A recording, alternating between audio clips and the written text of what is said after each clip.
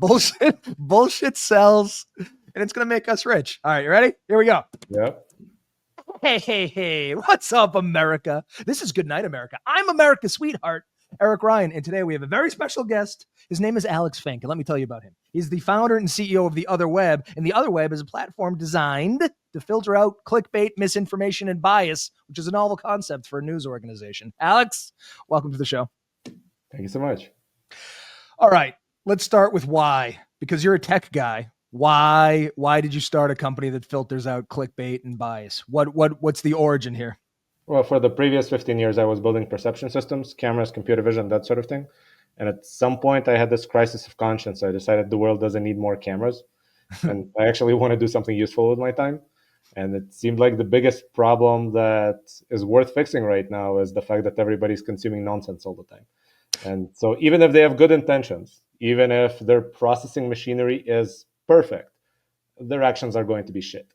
Am I allowed to say shit here? I think I'm allowed. You can say, yeah, yes, shit, fuck, ass, hell, damn, cunt, and whatever you want. It doesn't, nothing matters. It's now the you're internet. just quoting George Carlin. But Right. yeah, I think that is the biggest problem, because if we can fix the inputs even a little bit, and like I don't pretend that we can just make it perfect, right? Even scientists don't get it perfect. About 14% of all published peer-reviewed studies are made up. But 14% is pretty good. This percentage in the news is way worse. And so if we can just get to the point where people consume slightly higher signal to noise ratio, then I think the world will be a better place. Were you broken by any particular story? Was there one thing that just sent you over the edge and you were like, I can't live in a world with this shit? Or was it just a mountain of shit?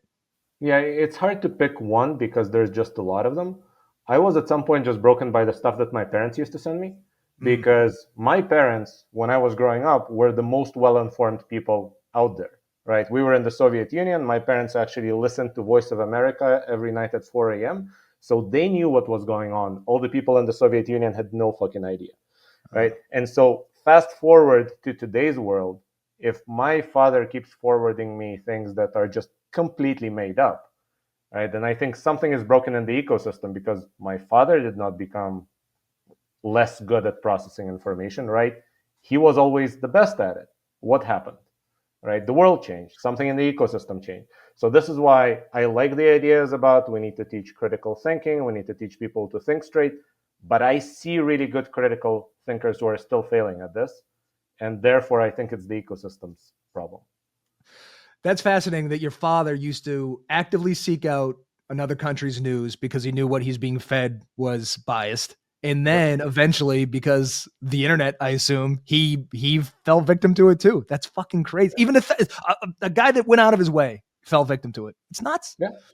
And that's kind of the problem, right? And so when we started The Otherweb, it was pretty quickly evident that about half of our audience is information junkies. It's people like me who read hundreds of sources all the time. Now they can just do it more efficiently, right? But it's the people who are seeking this out that probably want it the most, because it doesn't matter how much you seek it out. It's hard these days. Were you always this rational? Were you a super rational kid? A little bit, but my rationality has some limits. Like I would overanalyze some $15 purchase on Amazon for 2 weeks, and then I would go somewhere for a weekend and buy a house, even though I wasn't planning to. So, rationality has some spontaneity built in, and I don't know myself when it's going to happen. That's healthy, I think, to some degree. You want to be balanced. All Yeah. right. So here's, I think, a fundamental problem is that humans like sensationalism and we're emotional creatures. And I think the truth tends to be logical or an attempt at logic. And these people that are trying to get us to read and vote a certain way know that we're emotional and get all excited about clickbaity shit. So in an environment where humans are drawn towards clickbait, how do you stop us from doing this and being wildly misinformed because of it? Well, I think your first approach has to be to find the people who actually want to invest a little extra time and find the truth, right? So just like if you're making organic food and everybody around you is consuming pink slime, right? You're not just going to convince everybody on the street you should eat nice organic food, right? You leave the people consuming pink slime aside and you try to find the people who actually care. This is the whole foods approach, right? And then if you find your 3 or 4% of the population that really care, now you show that organic food sells, and now suddenly Walmart carries organic food too, and not just pink slime. Makes sense. Now, AI is, I think, going to be an issue. It could be used for good in this case, but I think right now it's being used for evil because it can analyze the kind of clickbaity shit that we really like and make it even more clickbaity. And particularly here with rationality, that's going to be a tough sell. Do you think AI is going to make things worse or better in the long run in this space? Probably both. So you can think of just spam and spam filters, right? Software automated emails, and therefore we started generating a lot more junk and send it to people. At the same time, software was used to create spam filters that is pretty good at getting most of that junk out of your inbox. And now you're just dealing with your crazy uncle and not with the spammers in Eastern Europe. So I think AI in the news is going to work in roughly the same way. So OtherWeb started as basically the spam filter. We weren't even a platform at first. We were just a bunch of models that evaluate stuff. And then we started aggregating content and filtering it through. But yeah, there are companies out there that are using AI just to generate junk. And so it's going to be an arms race. Do you think the current president seems to be very good at this kind of stuff? So I think politics has always been spectacle, but now it's pure entertainment, and he's flooding the zone. It's just holy shit. Up against this, like it's are we just in a new space? Yellow journalism has been around forever. The shit works, but now politics has really seemed to embrace it wholeheartedly. Do you think that this is just where we are now? Do you think we're going to have a fucking it's the Hollywoodification of politics? Is this just where we are? I mean, Ted Cruz said at some point that Washington, D.C. is Hollywood for ugly people.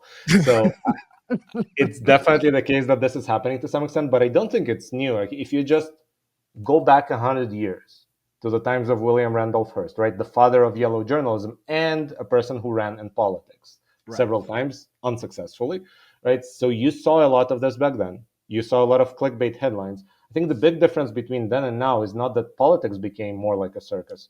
It's that the idea of a daily issue with 300 different articles in it is gone, right? Because when you had a daily issue, the first headline had to be clickbait, and everything else was information, because the first headline was used to sell you the daily issue. But today, every article has to fend for itself, and therefore every single headline has to be clickbait. So it's not the politics that is the problem. I think, though, yes, politics is more entertaining these days than when I was growing up. They got really good at it. That's the thing. Like I hate Trump, but he's objectively great at certain things, and one of them is staying in the spotlight, which helps him. It just fucking helps him. If you love him, you see him all the goddamn time. It feeds your love, and he's much better at that than the Democrats. It bothers me. Yeah, I don't know. Is there any hope? What? There's always hope. We just need to not blow ourselves up before we get to that hopeful future. Right? No, but, so there's no hope because that's definitely happening. I don't know. Yeah, somebody needs to disable the big red button.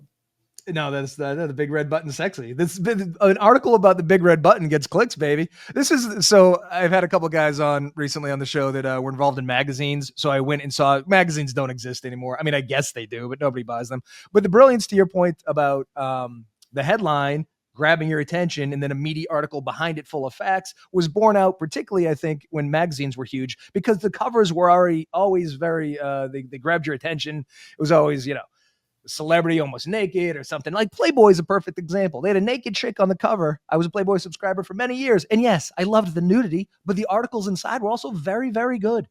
And we just have seemed to have lost this idea that it's okay to grab your attention with some wacky bullshit, but then we're going to back it up with facts and research and journalism. And you're right. Like we've only gone to the headline thing, and that's to our disservice. And we know this, but we're powerless against it. I don't know. Yeah, I would actually say it's kind of worse because what we've done ever since we developed the ability to really track what people do as they read an article is now we're not just optimizing the headline, we're optimizing the content of the entire article to make a person stick around longer so he sees more ads and then make that person click on the next article and read that too, because now there are links which magazines didn't have.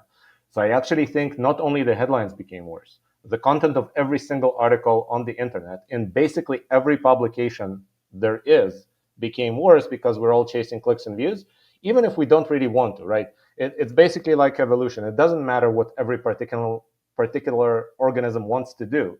Yeah. If they're not doing what makes them survive, then they die off. And the ones who are better at clickbait survive instead, right?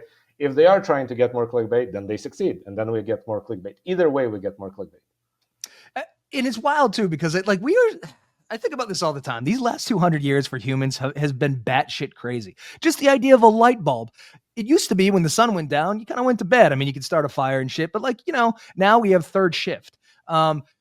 Music is brand fucking new. Like if there wasn't a piano in your town in 1814, you didn't know what a piano sounded like. Recorded music is brand goddamn new. And this has nothing to do with anything other than to suggest that humans have done a certain thing for 300,000 years. And in the past 200, we've been exposed to crazy shit. For 300,000 years, we were looking for fat, for sugar, for salt, just, a little bit of pleasure in our mouths as opposed to just eating goddamn root vegetables. Now we got to the point where we made a Twinkie. And we're like, oh my God, this is unbelievable. But then we eat too much of that to our disservice. So the news, yes, like the clickbaity stuff is the Twinkie. We've always wanted to be, emotional and sensationalized by stories. Oh, did you hear what this guy did? And you're right. Now it's not just the headline, it's the whole thing. All we're consuming is dog shit. And it's bad, but it's in our nature to be attracted to this. Yeah. And just like with food, we have to detox, we have to plan what we're going to consume, otherwise it's going to be shit. Yes. Right. So just like if you want to lose weight, you should probably plan your diet instead of just going by feel, because your feelings aren't really working here. Right. Your natural inclinations are failing you with regards to food. It's happening with news as well. So if we want people to actually consume better stuff, we need to somehow help them plan their diet, just the mental one. We need to make the salad a little sexier. And I don't know if that's possible. I don't know if it's a question of just making it sexier or allowing people to commit to it in advance. Right. So if you could just pre-order a week's worth of salads, you'd be much more likely to eat that salad tomorrow night. Right. But if tomorrow night, when you're hungry, you're having to decide what to eat again, I can bet you whatever you want, it's not going to be a salad. Right. Part of the problem too, though, is all right. So if you consider yourself well-informed and you're passionate about the news, you're going to speak to other humans about these things.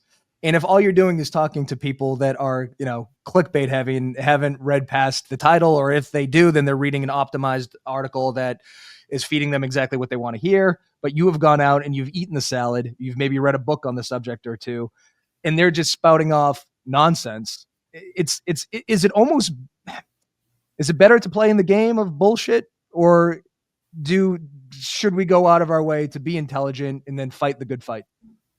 You have to pick your audience. Sometimes it's better to just nod and smile and appear above it all and change the subject. Right. And I've had these experiences with both sides of the political aisle. Right. I used to do a lot of radio shows, and I would have days where in the morning I'm on the radio show where they ask me some completely woke, batshit crazy nonsense. Yeah. And then 15 minutes later, I am on a radio show in Missouri or somewhere where they're talking about microchips being implanted with a vaccine.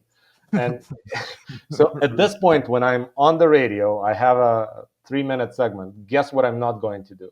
I'm not going to try to explain to them how vaccines work, right?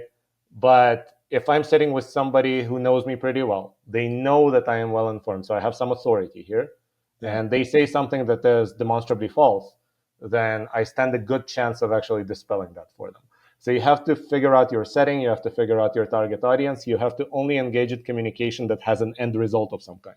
Yeah. If you're just crazy person shouting in the corner, even if you're right, you're not convincing anybody. I do feel bad too, because we are fed a constant stream of outrage porn.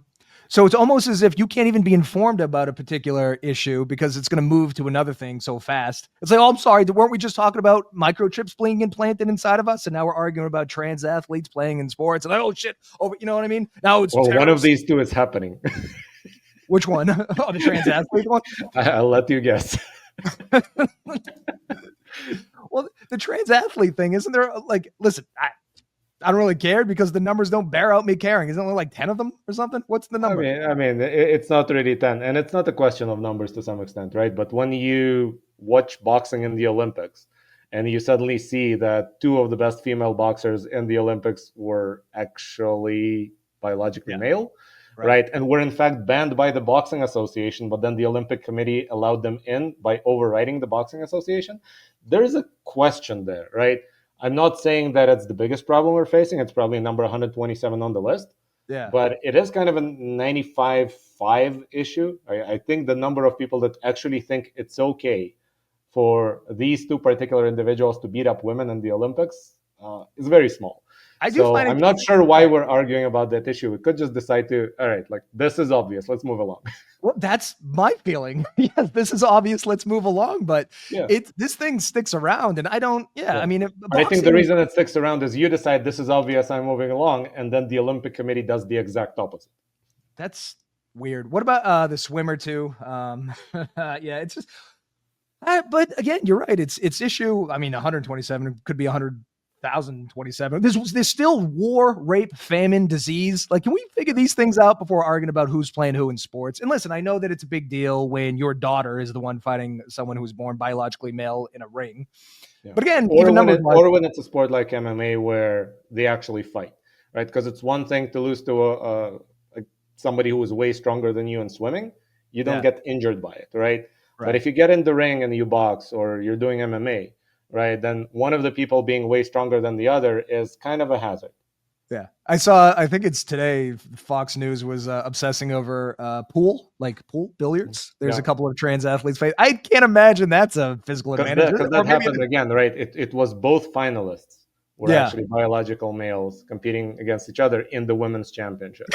So, yeah, it's kind of weird. Like this is the women's championships, and there are no women, so nobody's ruining the fun. It just goes to show you the men are very good at pool. They were excellent pool players.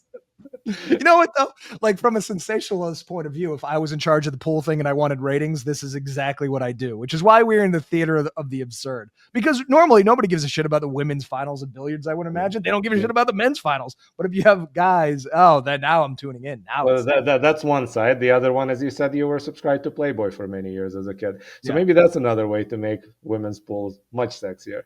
Now you're thinking. See, this is sometimes you got to lean into the environment where you're in. You know. Exactly. So choose your. Basically, what we've arrived at is the same thing that all the clickbait purveyors do, which is pick an extreme and go there, right? Yes, but that's so fucked up, but it's so true. As a matter of fact, it's the only path to success. Yeah, seems like it. There's some people that just outright ignore everything, and I used to kind of look down on like, hey, you're uninformed or barely informed, but there is some bliss in that. And I think There just is. accepting that the constant outrage porn doesn't do you any good. It probably doesn't do your relationships any good because you're arguing with people all the time. Do you think there's some bliss in ignorance? Well, there's definitely some bliss in it. There's also some downside. So it all depends on where you are and what issues you might be facing. So if you have a farm in Montana, chances are you shouldn't be really worried about what's happening in Washington, D.C. and who said what and who criticized whom and who got offended at what. And maybe you don't care what happens in Eastern Europe either. On the other hand, if you live in Eastern Europe, you probably want to know what's happening in Eastern Europe, right? So I mentioned that my father was listening to Voice of America when I was a kid, right? We left the Soviet Union 3 months before there were tanks in my street where I grew up, right? So my parents knew something and it made them act better than their neighbors in this case, right? That information was useful. If they were just saying, all right, I know that Pravda is all bullshit, so why bother? Mm. Then we'd be there facing the tanks, maybe doing what my grandmother was doing and baking cookies for the soldiers. I don't know, but but the point is there is some value to it, and you have to figure out where you are, what issues might actually affect you, and try to consume that instead of consuming the bullshit that national media thinks you should consume. Especially when national media is propagandized, which it seems to be now. You know. Yeah. Even Bernie, did But you? even beyond that, right? Even if you cut away the propaganda, it's still things that you're not going to do anything with, right? You're going to be outraged, you're going to be depressed, you're going to be whatever, but how does it really affect you? I Like don't again, know. you have to figure out what affects you. So if you're running an import-export business or if you're manufacturing something you probably care about the tariffs a lot. Yeah. If you don't, then guess what? Whatever you're going to face, everybody's going to face. You're not Yeah. going to move. You're not going to change your job over it. Just wait. It will settle. Right. I know. It's this thing like, why am I informed? Why am I upset? Why am I bothered by this? I'm not really affected yet. Yeah, Yeah. but we can't And, ignore it. yeah, and the worst part is you're probably upset about something you didn't even care about yesterday. Yeah. So I've talked to a lot of people in the past 24 hours who are really upset about the 10-year bonds going up to 4.3. I'm Hmm. saying, okay, 2 days ago, did you know what the 10-year bond yield is? And the answer is inevitably no. Okay, so it used to be 4.25, it fell to 3.9, now it's 4.3, maybe even 4.4. You're really Yeah. upset about that. But 2 days ago, you didn't care. Like, why? Right. Why even look at the 10-year bond unless you have money to invest and that's your investment of choice? Because they told us to be upset, so we're upset. And that's what we do. Like, That is the problem, but that's a 2-minute hate kind of thing. I know. It's like, explain to me why I should be mad. Oh, okay. Well, yeah. Now I'm pissed off about it, you know? And now I have this Dunning Kruger effectedness and I know everything about the subject and I'm very, you know. So, okay. Give me some hope here with Otherweb. Your traffic's going up. People are coming to the site more and more. So there Yep. seems to be an indication that there's people out there that want the truth. Yep. I will give you an even longer term optimistic view of this, which is that AI is becoming better and better at writing. Now, that's Yeah. bad news for journalists because that means that one journalist can write 100 times more than he or she is writing now, and it probably means that we're going to need fewer journalists 10 years from now. On the other hand, that probably means you're going to have a lot less hidden bias in what is being written, a lot less hidden agendas, because if we can push to make most AI open source or at least source available, and I think that is viable, right? I'm not sure it's going to happen, but it might. Then you're going to know who's writing what and why, and you're going to have fewer sources, and maybe they will actually be better, or not. We don't know yet. Yeah, we do love the editorializing though. And the thing I equate this to a lot was ESPN. When I used to, watch baseball tonight in the early 90s and was obsessed with the ticker at the bottom of the screen. If you wanted to see a sports score, you had to go to ESPN for the most part because that's sort of what they gave you. Now, sports scores are ubiquitous. You go on your phone, you can immediately see who won. Now, Yeah, what we crave is what Stephen A. Smith says about LeBron yeah, James's son on any given night. Like, we need that editorializing because the facts aren't sexy yeah. and that's everywhere. So I think AI, I don't know, do we want AI editorializing and having an Maybe opinion on not. things?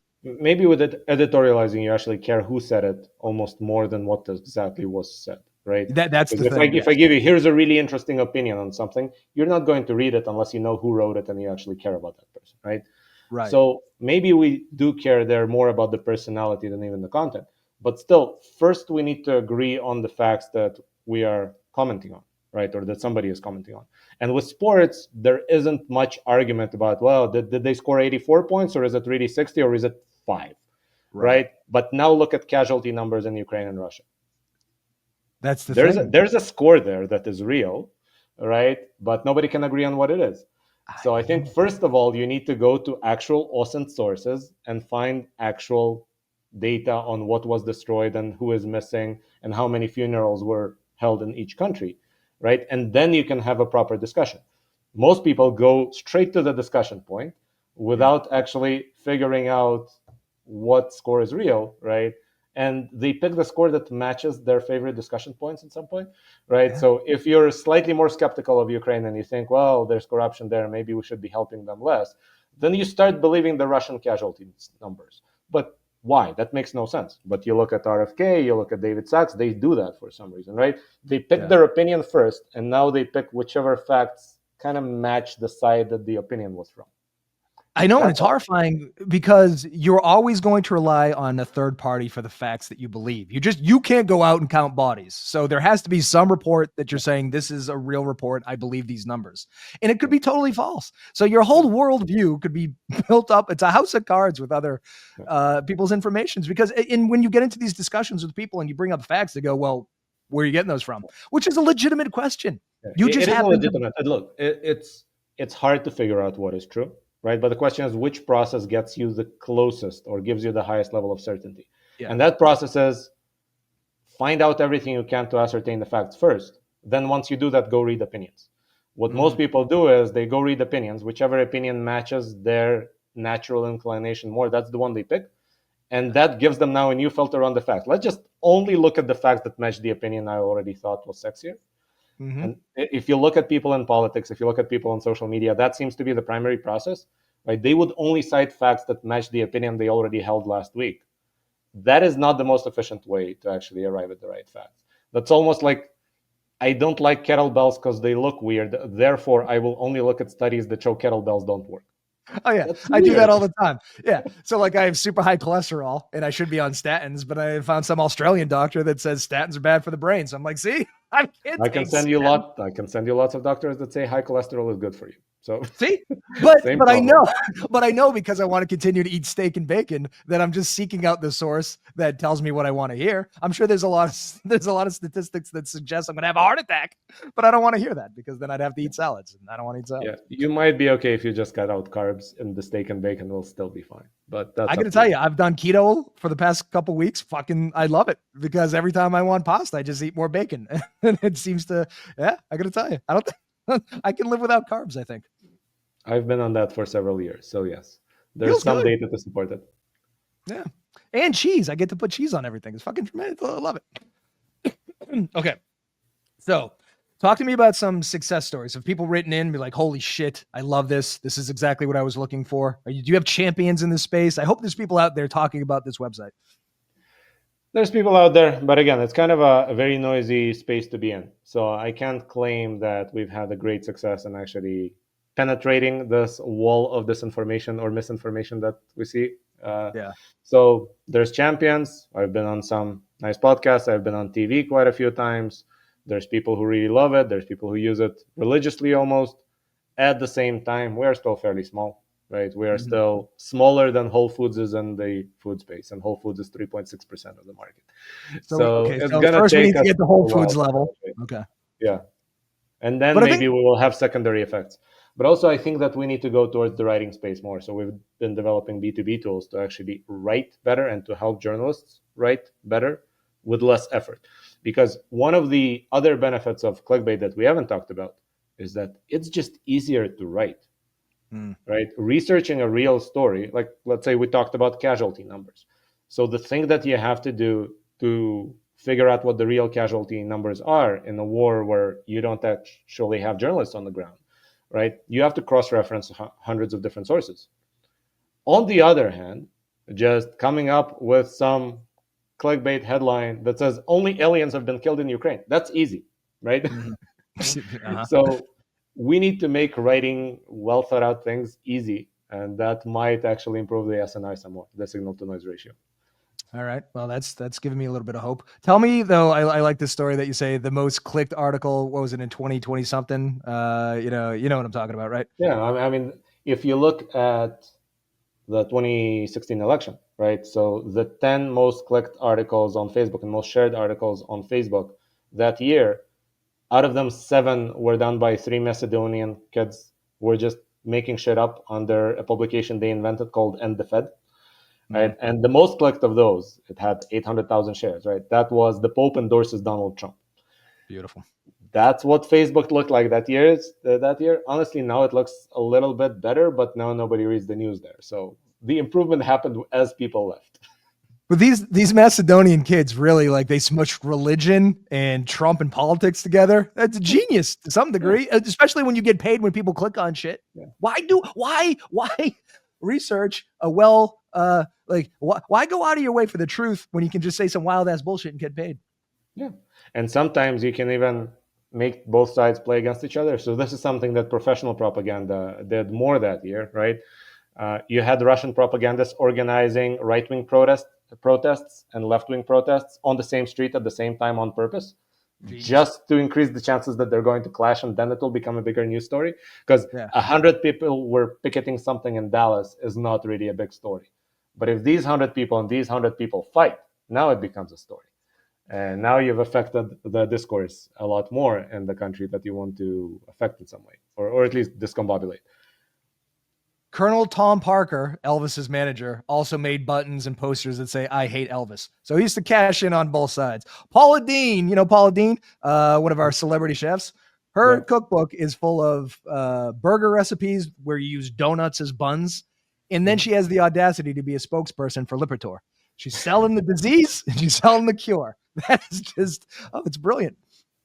Have you heard what's it called Ryan Holiday's book? I think. Well, no, sorry. Trust me, I'm lying to you. Is that one? No, Yes, that's trust me, I'm lying. Exactly. yeah. He had an Yeah. amazing example there where he was helping promote some movie, and so the first thing that he did was he made a big sign for that movie, and then he trashed it himself and called the local journalist and say, "Hey, did you look at that sign that was destroyed?" Yeah. That's genius. How do we do this with Otherweb? We need some sort of guerrilla marketing. Let's come up with that, can we? Maybe, or maybe we just need to grow organically and wait for people to actually want this stuff. It's 2025. That's never going to work. We got to do something wild. Remember the French, the newspaper that published the picture of Muhammad and got him in a bunch of trouble, and they were bombed. Like, not that. Let's not do that, but something like that. Let's get in the news somehow. Yeah, maybe, or maybe we can just report the news. Again, it's kind of a slippery slope, so you have to be careful. There are things that you cannot do just based on who you are, right? And so if you stand for quality, chances are you can't get away with pink slime yourself. It might be the case, but we'll see. So I guess you've kind of answered it to some degree already, but as a non-American, do you think Americans are more susceptible to this kind of sensationalism than the rest of the world, or not? I don't think that Americans themselves are more susceptible. I think that the industry is better developed in the US than it is elsewhere. So if you look at comparative studies between countries, you will see that trust in the news is actually much lower in the US. And I think it says less about the population of the US and more about the news ecosystem in the US. You just have more outlets, they're competing for eyeballs, the competition is much more fierce. And so they're using much dirtier tricks to some extent. And so the entire ecosystem, there's this spiral of you distrust something, so the expectations are low. So they become worse. Therefore you distrust it more. And it just keeps spiraling out of control. So it happens in politics in every country that goes downhill, right? Corruption breeds cynicism, breeds corruption, breeds cynicism. It also happens in the news, I think. If the news sucks, people don't trust the news. If they don't trust the news, now there's no appeal to authority, so they just believe whatever sounds sexier. So now all the news starts competing for what is sexier. You trust them even less. And the entire thing snowballs. Did you watch the interview with Bernie Sanders and Anderson Cooper that came out the other day? Nope. It's great because Anderson Cooper obviously has talking points and Bernie Sanders doesn't give a fuck and just keeps talking about what he wants to talk about. And, since the dawn of local news, it's always been a fire over here and a stabbing over here. And really, we don't have healthcare. College is way too expensive. Homelessness in the United States is ridiculous. Our infant mortality rate is bad. Like, we have real fucking issues. But the fire. Fire. So I feel like they do what Anderson Cooper and CNN just do, which is talking points, get the peasants arguing amongst themselves, and then we don't watch what the puppet masters are doing. Well, that's one element. The other one is there is a more nefarious side to this, which is, again, people have to get selected for whatever pays. And if you're on CNN or any of those other big channels, the advertising pays for your existence, right? Yeah. So if you're talking about reforming medicine in some way, guess who doesn't want medicine reformed? Everybody who's advertising on these channels doesn't want medicine reformed. So Bernie can talk about it until he's blue in the face. Chances are, in this particular venue, the answer will be some other talking point that isn't related to pharma costs. Yeah, it's crazy. But how in the face of this do you begin to make... So we're naturally pulled to sensationalism and bullshit. Big corporations know this. They have all the money to exploit that, and then we buy into it because that's the way we're hardwired. What the fuck do we do? What do we do? And by the way, you mentioned trans athletes before, right? That's not the OG, right? We've had 40 years of an abortion debate at the federal level where every time there was any election, everybody was talking about people's opinions on abortions and what this politician thinks about it and what this politician thinks about it. Yeah. And the crazy thing is all these politicians that were running in these elections had no power to do anything about the issue. But we kept asking them about it. We kept arguing about that particular issue, right? But most Congress people have no say. So why are we discussing it in the context of an election? It's obviously there to distract from something else, right? It's an issue that riles people up. It increases turnout. It increases donations to politicians, and politicians love those, right? But chances are it's not going to do anything in that context. If you want to affect the abortion issue, there are venues where you actually can make a difference, right? Supreme Court, now it's local level. So there's many places where you could make a difference. Probably congressional elections is not one of them. No. And I think we might, me and Bernie has said this, I think we might need to get money out of politics. That should be pretty easy, right? Just getting all the money out of politics. This is just something that we Absolutely. should, yeah. Yeah. You just come up to a person and say, hey, that gravy train that you've been getting, how about we Yeah, yeah. stop that? Right. The gravy train that affects you directly and puts millions of dollars in your pocket for me. Can you stop doing that? Yeah, And they're but by like, the way, let me give you the libertarian side of the same issue, which is slightly more nuanced, but not by much, right? If you forget money in politics and you just talk about power in politics, personnel, budgets, right? Do you think that the politician will like it if you come to them and say, hey, you have 100,000 people under you and a $10 billion budget? How about we cut that next year because we're kind of broke? mm-hmm. Do you think anybody likes the idea of having less employees and less budget next year? I don't. Then try to find how many years in the past 50 we've actually cut the budget from one year to the next, and you'll understand why. Yeah. Well, no, yeah. I just, sometimes when you really take a step back, though, you go, can't the government, instead of being spectacle and pissing me off all the time and being in the news, can't you just make roads and schools and, take care of the armed forces? Can't you just do the shit that we're asking you to do without all this superfluous nonsense? Wouldn't that be better? In theory, yes, but then you realize that the people in government are people. That's a problem. There are people with cameras in front of them. That's the real issue, So because that's the other thing, right? There's kind of the Douglas Adams approach of nobody who's able to make themselves president should be allowed to do that job, right? So 100%. it's not just people, it's people who were self-selected for a particular set of skills, and that skill is not execution. I don't know if we talked about this before, but there's an episode of This American Life that was brilliant. These two college students, because they couldn't find an American school to participate, had to go to South America, and they got into high school politics. So listen, I was class president. You know why I was class president? Because my speech was funny. I was wildly underqualified to do even class president of this shit in a high school. But what they did is they ran this experiment. And they said, all right, so if you're going to run for president, usually it's the popular kids and the kids that want to get in front of a microphone and talk. But they're probably not great at execution. So what they did is they asked the class, they said, anybody who wants to run for office, or not run, just be in office, put your name on a ping pong ball. So they did that. And then out of that, they picked the president, vice president, secretary, and whatever else. They got so much goddamn done. They started a fucking library. Because the skill set to get elected is not the skill set to execute. The skill set to get up there and talk about how great you are. You just reinvented Greek democracy, right? Where the head of the assembly was elected by lottery. So it's been done. Right. Okay, so something about if we don't learn from history. Can we just use the word democracy a lot, right? Well, the original democracy worked the way you described, right? Anybody could be in the assembly as long as they had certain qualifications, which we don't like now, but then they were kind of accepted, right? It's only men, only with property, etc.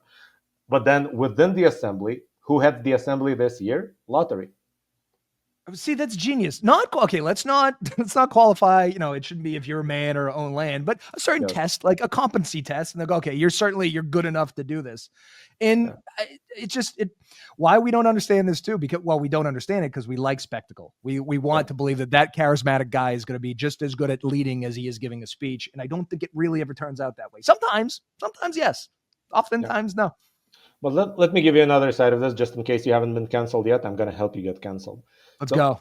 I think that democracy is not an end in itself, right? It's a method of achieving better decisions, better governance, right? Yeah. We assume that if people vote, then politicians who do something bad will be voted out, that's a check on the power of politicians, etc. So, but it's really there to make the politicians that end up running things, running them better. Well, then we have to ask ourselves, is every vote useful? Right? And right, not some people voting don't know who the vice president is, right? They're just voting based on who drove them to the booth today, right? Or who brought that particular ballot to their nursing home and was really nice when they gave them a pen, right? And that's going on right now. And so we have to ask ourselves, is increasing the number of people who vote always good? Doesn't seem like it, but it seems to be celebrated a lot. Like I would actually say, yes, I don't want literacy tests, but just test that you care enough to drive to the ballot box. That seems reasonable to me, right? There should be a little care enough to drive there yourself. I agree with you. Then maybe you shouldn't really do this, right? Nothing proves your point more than when I go to vote and there's ballot questions. And some of these, there was one about nursing. I can't even articulate what it was, but I was like, why are you asking the average citizen about what nurses do or cannot do or their union or something else? Like, oh, shouldn't you default this to like a bunch of nurses? Can't they figure this out? And that's every ballot question. I'm wildly uninformed. And I don't know if every state does this, but to Massachusetts' credit, they'd give you a paragraph on each, trying at a high level to, tell you but what then you're there's doing. always the question of who wrote that paragraph. Who And wrote how it? do they want you to vote?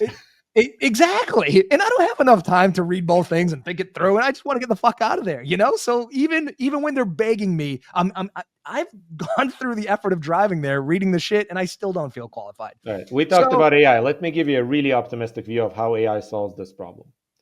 Imagine if instead of representative democracy, where you elect whoever was the best at a debate or was the best schmoozer in town, you download an open source AI model that can be trained to hold your natural proclivities and values, but who is informed on every issue and reads every single bill end to end and actually knows everything that happened. And then that representative votes on your behalf on every single bill in Congress instead of Congress people.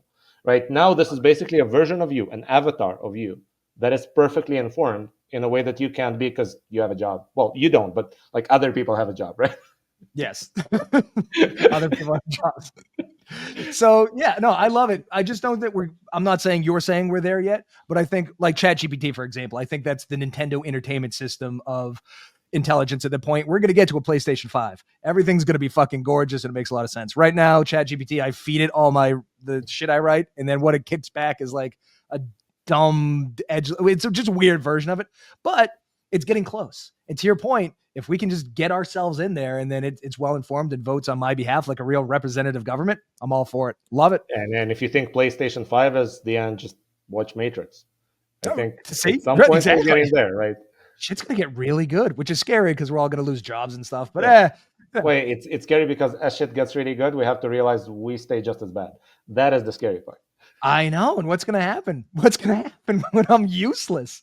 Well, something pretty interesting. I don't know what, but I don't think that we will be useless, right? I'm not really worried about super intelligence, etc. Because at least for now, there's a plug that we can pull out, and a robot isn't really good at grabbing stuff. But you've seen Terminator, though, right? I've seen it. I'm building it in my free time, as you've probably. That's the other thing. I don't know. Can we talk about how you're building artificially intelligent death drones? Yeah, you're part of the problem. No, I think that is a part of the solution too, right? So, honestly, I think that if we're talking, do you want to talk about serious stuff? I don't know. Sure. So, I think it's kind of seriously weird that we have a bunch of people right now in Eastern Europe and in other places that go out and basically when they see somebody in uniform, they can shoot at them because it's okay, right? The law says you're allowed to shoot at somebody in uniform. When you see a civilian, okay, some places in the world, they still shoot the civilian, but at least we agree that it's not okay. Why is it okay to shoot any of them, right? Why can't we just make a bunch of robots? Each country has their own set of robots. They all go and fight like a champion tournament, right? Whichever country runs out of robots first, lost. And they sue for peace and they negotiate. And nobody gets hurt. Like the fact that somebody wears a uniform, I don't understand why that makes them a valid target, right? Especially since in most countries, these people didn't choose to fight. They weren't conscripted, right? And the people who conscripted them and chose to start the war, they're not a valid target. But the people who were forced to fight are. I continue. War breaks my brain. Like somebody's killing somebody they don't know because somebody they don't know told them to, for maybe a paycheck or not. It's very conceptually bizarre that in order to beat another country at something, we murder a whole bunch of the humans that live on that land. It's just, you would think our neocortex by now would have gone like, I think we can figure this out in a different way. But no, we just keep shooting each other and blowing up children. It's fucking strange. Yeah, I know. But like my point is there is some hope with killer robots because even though they could kill humans, like maybe we'll just agree to program them to kill each other. Yeah. Well, this is what I'm afraid, though, and I'm sure I've said this to you and a million other people, and it's the world's stupidest analogy, but Avengers 2, Age of Ultron, they build this super machine, this fucking death thing, ostensibly to protect humans. But you know what it does? It goes on the internet and goes, holy shit, you know what the real problem is? Humans. So then it tries to wipe out humans. And I really think if one of these machines goes online, it's going to go, the planet would be so much better off without these things. Let's Right. kill them. But now you're making an assumption that a lot of these kind of doomsayers of AI do, which is they assume that giving something power and giving something agency is the same thing. But it's really not, right? Like I'm on a Windows PC right now. Sorry, Apple. But Windows can basically control everything about my PC. In fact, it's my backup system too. It controls all my data. It knows everything about me, etc. You know what it hasn't done yet? It hasn't wiped out my digital existence. So if I'm training a drone system and it acts as an operating system that controls everything, it doesn't mean I'm giving it the power to eliminate my physical existence yet, right? If I screw this up, then yes, it will. But the Windows guys figured it out. Why can't I? Like, it's not like there's something special in the water in Washington State that makes them better. My fear is one guy screws up, and then we're all gonna, we're all cooked. What's gonna happen? Well, that is the problem with a lot of things. Yes. Just make sure it's not you though, because I know what you're working on. Jesus. Yeah. Or I don't do that. Screwing up, that's for others. no, of course, Alex Fink would never screw up. You any day now, a robot from the future is going to be sent back to destroy you. You know that, right? Like it's coming for you. I think if the robot's coming, we're going to be having beers by this evening. Oh, let's go. If I can find a beer in Salt Lake City, but that's a separate story. Oh, Salt Lake City. God, what is going on? It's not a dry town, right? The Mormons, they love. Do Mormons drink? I don't even know. Mormons don't drink, but not everybody is a Mormon in this town, and so yes, you can. It's very Mormon heavy, though, isn't it? I guess I'm not an expert on the data on this, but you can't spot them. Not really. I mean, besides being blonde and very friendly, I don't know if there are other tells. Oh, if they're friendly, they're definitely Mormons. No, Americans aren't friendly. Well, regular ones. You're from New England, so yes, you've never seen a friendly person. But other places in the country have people who smile too. We're too cold, and it's the fucking. We're just miserable people. Everyone's an asshole. Taxes are high. The roads are disgusting. The weather sucks. Yeah, I didn't say that. You did, but there is some truth to it. Yes, it's fucking all true. Believe me. All right, this is what I want to do. I want to. I think we talked about this, but as introducing as a concept on Fridays, I want to use the other web. And I want to pull stories, and I want you and I, and maybe we'll pull in other people to explore a subject, see what the right's saying about it, see what the left's saying about it, see what reasonable people in the middle are saying about it, where the information's coming from, where the information's coming from on the other side. I think it's worth exploring. Yeah, so we could have been talking about tariffs the entire past hour, right? I wanted to avoid that. I'm hoping. Here's a lecture on economics. Yes, I so understand. I'm hoping. Hopefully, we'll have better topics next week. I want the outrage porn machine to do its job and fill our heads with more shit next week. Because I just, the tariff thing. It's coming in 3 months. It's going to do the same thing it just did. So no, it's not even going away next week. It's going to be there this entire time because now we have 75 countries that we are negotiating with. Right. So there's going to be news trickle this entire time. So maybe by this time next week, we'll still be talking about tariffs and it will be just as sensational. Great. But this is one that Turkey releases 120 people charged with taking part in anti-government protests. This was just so this is, ladies and gentlemen, what the app looks like. You can read a summary and then you can read the entire article. You can sort by whatever you want to read, business, lifestyle, whatever. One of the articles I wish we did it today though, is it was talking about the Taliban's cracking down on haircuts over there too. And I'm like, oh my, that would really bother me. I mean, Peter the First did it in Russia 250 years ago. So the Taliban is right on time.